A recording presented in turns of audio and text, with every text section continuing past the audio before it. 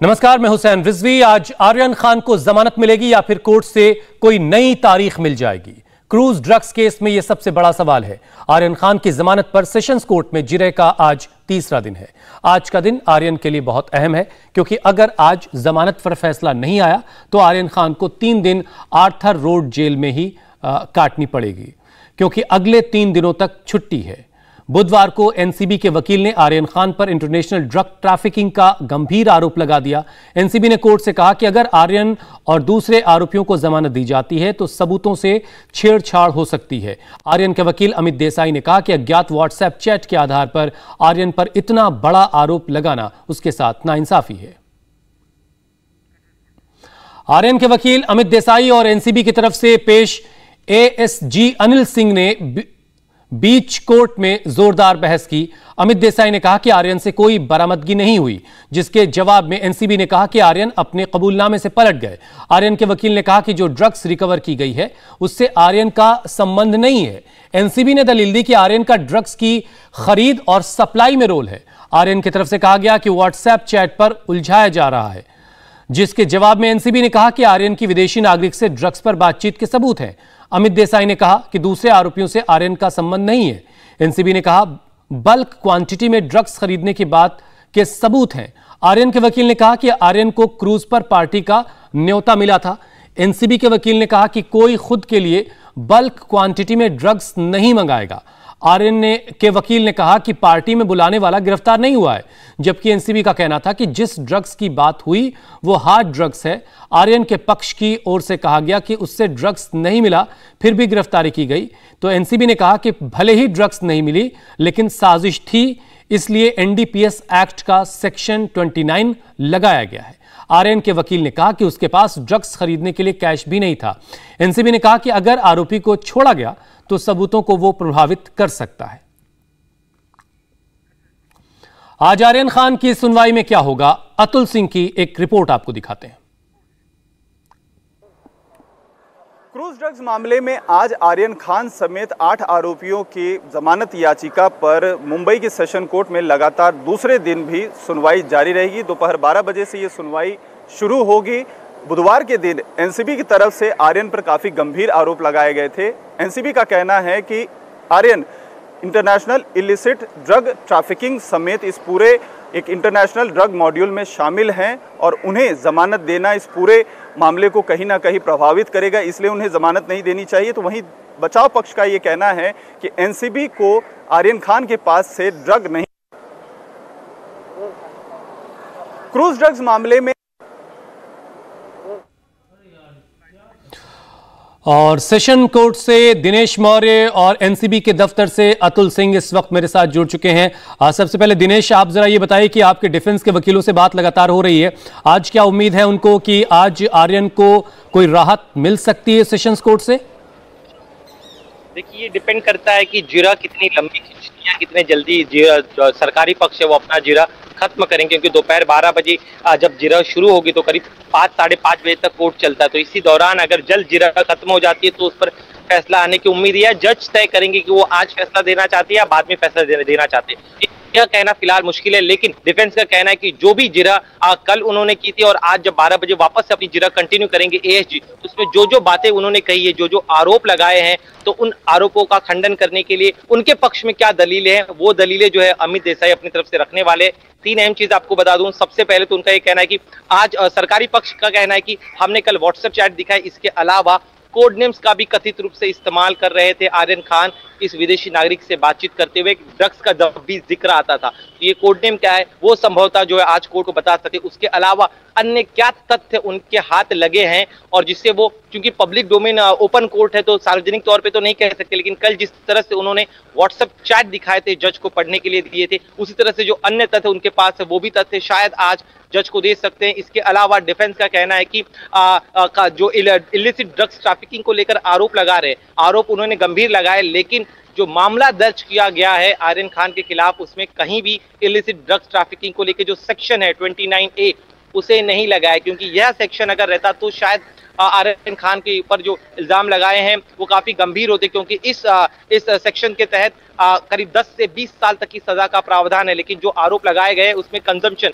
Maximum जो है, consumption जो है उसके तहत उन्हें सिर्फ 1 साल तक की सजा हो सकती है और 20,000 रुपए का जुर्माना होगा। अन्य सेक्शन जो चाहे ड्रग्स की खरीदारी को लेकर बात हो, बिक्री को लेकर बात हो, इंपोर्ट एक्सपोर्ट करने की बात हो, उसके सेक्शंस को लेकर ज्यादा सबूत नहीं है। इस तरह का दावा और कई दिनों की जिरह के बाद आज की जिरह इसलिए भी बहुत इंपॉर्टेंट और अहम हो जाती क्योंकि अगले 3 दिन तक जो है अदालत में सुनवाई नहीं होगी, छुट्टी है। इस वजह से भी आज डिफेंस के वकीलों का पूरा जोर रहेगा कि आज कम से कम कोई राहत की खबर आर्यन के लिए आ जाए। अतुल सिंह इस वक्त एनसीबी के दफ्तर के ठीक बाहर खड़े हैं। अतुल, आपके पास क्या अपडेट है? क्या कोई हलचल इस वक्त आप एनसीबी के दफ्तर में देख रहे हैं?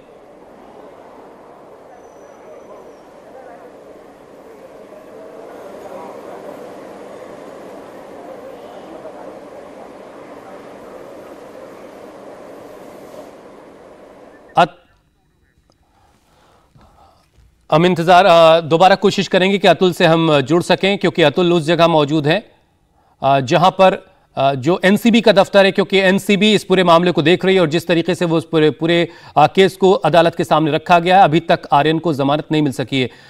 अतुल कुछ कह रहे हैं, जरा उनको सुन लेते हैं हम। 2 बार स्टेटमेंट यहाँ पर रिकॉर्ड हो चुके हैं और आज तीसरी बार यहाँ पर बुलाया गया है।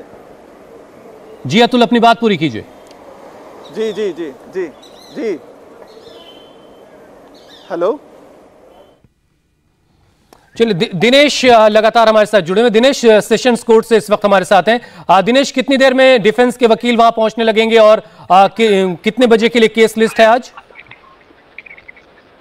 देखिए, करीब 12 बजे सुनवाई होना तय है, तो अनुमान ही लगा दे करीब आधे घंटे पहले यानी करीब 11:30 के दरमियान जो है डिफेंस के वकील पहुंच जाएंगे और जो एएसजी है वो करीब 11:45 के आसपास जो है कोर्ट में पहुंच जाएंगे। इस तरह की इनिशियल जानकारी फिलहाल हमें मिल रही है और जैसे ही आएंगे तो एएसजी का कहना है कि आज का उनका आर्गुमेंट जो है बहुत अहम है क्योंकि इस पूरे केस को लेकर लगातार आर्यन के वकील चाहे अन्य जो 4 आरोपी है उनके वकील सवाल खड़ा कर रहे हैं, लगातार सीजर को लेकर बात कर रहे हैं कि कम क्वांटिटी में उनके पास से सीजर हुआ है, कॉन्स्पिरेसी को लेकर कोई भी ज्यादा सबूत नहीं है। इस तरह का आरोप जो है वो आरोपियों के वकीलों के द्वारा लगाया जा रहा है। लेकिन एएसजी एनसीबी का कहना है कि अगर मान लीजिए साजिश की अगर हम पर्टिकुलर बात करें तो एएसजी की दलील यह कि जरूरी नहीं कि हर साजिश में बड़ी क्वांटिटी में ड्रग्स बरामद हो, बड़ी मात्रा में ड्रग्स बरामद हो। अगर मान लीजिए किसी केस में अगर 10 लोगों को भी पता है कि आगे क्या होने वाला है तो वो भी साजिश का हिस्सा होता है। और ये जो पूरा मामला जितना सामान्य दिखाने की कोशिश डिफेंस द्वारा हो रही है उतना साधारण मामला नहीं है, इसके तह तक जाने की जरूरत है। तो इस तरह की बातें लगातार दिनेश, एक नाम बहुत सुर्खियों में है, किरण गोसावी का एक नाम बहुत इस वक्त लिया जा रहा है। क्या उस शख्स का आज की सुनवाई जो हो रही है या ये पूरा केस है इससे कोई लेना देना है, कोई कनेक्शन है? नहीं, देखिए, किरण गोसावी को लेकर आरोप एनसीबी द्वारा लगाया गया है कि एक प्राइवेट व्यक्ति को किस अधिकार से एनसीबी ने जो है आर्यन खान को पकड़कर क्रूज टर्मिनल जो है वहां से पकड़कर एनसीबी हेडक्वार्टर वो लेके आए हैं। तो उसको लेकर सवाल उठा रहे क्योंकि किरण गोसावी का जो बैकग्राउंड है वो क्रिमिनल बैकग्राउंड रहा है। उनके खिलाफ 2 मामले दर्ज है। पुणे पुलिस की तरफ से उन्हें जो है उनके खिलाफ लुकआउट सर्कुलर भी इशू किया गया क्योंकि वो जब से ये मामला एनसीपी ने उठाया, नवाब मलिक ने उठाया, तभी से जो है गोसावी फरार है, उनकी कोई जानकारी नहीं मिल पा रही है। और ये भी जानना जरूरी क्योंकि गोसावी को ये जानकारी कहां से मिली, उनका एनसीबी की तरफ से दलील ये दी जा रही है कि उन्होंने किरण गोस्वामी को इस पूरे मामले में इंडिपेंडेंट विटनेस के तौर पर लाया था। लेकिन इंडिपेंडेंट विटनेस को किसने ये जानकारी दी कि वहां पर जो है इस तरह से आर्यन खान आने वाले और उनके पास शायद कथित रूप से जो है ड्रग्स हो सकते और किस अधिकार से गोस्वामी जो है वो आर्यन खान को पकड़कर टर्मिनल से एनसीबी हेडक्वार्टर लेकर आए थे। तो ये तमाम सवाल जिनके जवाब जानना बेहद जरूरी है और पूरा मामला सामने आने के बाद से ही फरार चल रहे हैं और उन्हें ढूंढने की कोशिश महाराष्ट्र पुलिस भी कर रही है। जी, और आज एक प्रेस कॉन्फ्रेंस नवाब मलिक करने वाले हैं। इस प्रेस कॉन्फ्रेंस में क्या हो सकता है, कुछ अपडेट है आपके पास? देखिए, नवाब मलिक का दावा यह है कि वो इस प्रेस कॉन्फ्रेंस में नारकोटिक्स कंट्रोल ब्यूरो एनसीबी द्वारा जिस तरह से जो गलत काम किए जा रहे हैं, कथित रूप से निर्दोष लोगों को ड्रग्स के मामले में फंसाया जा रहा है, इस सिलसिले में उनके पास कोई सबूत है और उन सबूतों के साथ उसका खुलासा आज की प्रेस कॉन्फ्रेंस में करेंगे। इस तरह का दावा जो है वो एनसीबी द्वारा किया जा रहा है। एग्जैक्ट क्या सबूत है उनके पास एनसीबी के खिलाफ, किस पर्टिकुलर केस को लेकर आज वो खुलासा करने वाले, उसके लिए हमें थोड़ा इंतजार करना होगा। 11 बजे यह प्रेस कॉन्फ्रेंस शुरू होने वाली है। अपने तमाम सबूतों के साथ जो है नवाब मलिक जो है प्रेस कॉन्फ्रेंस करने वाले। एक अहम चीज इसलिए भी नवाब मलिक की आज की प्रेस कॉन्फ्रेंस अहम है क्योंकि पहली प्रेस कॉन्फ्रेंस में उन्होंने किरण गोस्वामी और जो भानुशाली है बीजेपी से कथित रूप से जुड़े हुए, उनके बारे में उन्होंने खुलासा किया था। दूसरी प्रेस कॉन्फ्रेंस में उन्होंने ये बताने की कोशिश की थी कि जो पंचनामा, स्पॉट पंचनामा बनाया गया था उसमें किरण गोस्वामी के जो एड्रेस है वो अलग अलग है और बीजेपी कनेक्शन क्या है कथित रूप से इस पूरे मामले में, उसको लेकर उन्होंने गंभीर आरोप लगाए थे। और आज की प्रेस कॉन्फ्रेंस में अन्य जो मामले हैं या फिर आर्यन केस में ही जो कुछ कड़ियां जो अब तक सामने नहीं आ पाई है या फिर अन्य जो केसेस हुए एनसीबी द्वारा किए गए, उनको लेकर खुलासा करने का दावा नवाब मलिक कर रहे हैं। थोड़ा इंतजार करना होगा कि एग्जैक्टली क्या आरोप है, क्योंकि नवाब मलिक ने जितने भी आरोप लगाए हैं उन तमाम आरोपों का बिल्कुल एक बहुत ही हाई प्रोफाइल केस है। शाहरुख खान के बेटे आर्यन खान पर इस वक्त उंगलियां उठ रही हैं और ड्रग्स के मामले में उनकी बेल अभी तक उनको नहीं मिली और आज एक बार फिर से जमानत पर जिरा होनी है। अतुल सिंह इस वक्त एनसीबी के दफ्तर के ठीक बाहर से हमारे साथ जुड़ चुके हैं। अतुल, क्या वहां पर कुछ गहमा गहमी बढ़ी है? एनसीबी दफ्तर में क्या चल रहा है इस वक्त?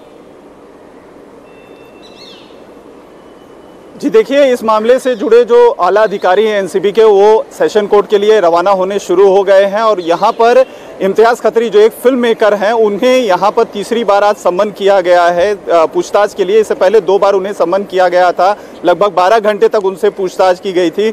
जो आला अधिकारी हैं एनसीबी के, उनका कहना है कि इस मामले में उनका भी एक बड़ा रोल है। अभी क्या एग्जैक्टली रोल है उसका खुलासा एनसीबी की तरफ से नहीं किया गया है। वहीं दूसरी तरफ जो एनसीबी के जो आला अधिकारी हैं उनसे भी जब हमारी बात हुई, आज का जो उनका पक्ष सेशन कोर्ट में रहने वाला है, उनका ये साफ तौर पर कहना है कि वो किसी भी हालत में आर्यन की जमानत नहीं होने देंगे क्योंकि इस पूरे मामले में एक बहुत बड़ा अहम रोल है, इसलिए उन्हें इस पूरे मामले में आरोपी नंबर 1 बनाया है। और अगर उन्हें जमानत मिलती है इस मामले को लेकर तो इस पूरे मामले की इन्वेस्टिगेशन को कहीं ना कहीं प्रभावित हो सकता है। इस वजह से वो अपनी तरफ से पूरी कोशिश करेंगे कि अदालत उन्हें जमानत ना दे। लेकिन अगर उन्हें आज जमानत हुसैन नहीं मिलती है तो आने वाले कुछ और दिन आर्यन को जेल में बिताने पड़ेंगे। और इसी कड़ी में आज एनसीबी इम्तियाज खत्री से फिर पूछताछ करने वाली है। लेकिन आज का दिन आर्यन के लिए बहुत अहम है। एक तरफ एनसीबी कोशिश करेगी कि जमानत ना मिले, जबकि डिफेंस यानी आर्यन खान के वकील पूरी तरह से अपनी ताकत लगाएंगे कि आज किसी तरह की राहत की खबर आर्यन के लिए आ जाए। बहुत बहुत शुक्रिया दिनेश और अतुल हमारे साथ जुड़ने के लिए। इंडिया टीवी हर वक्त हर जगह डाउनलोड करने के लिए सर्च करें India TV news Google play store या ऐप स्टोर पर।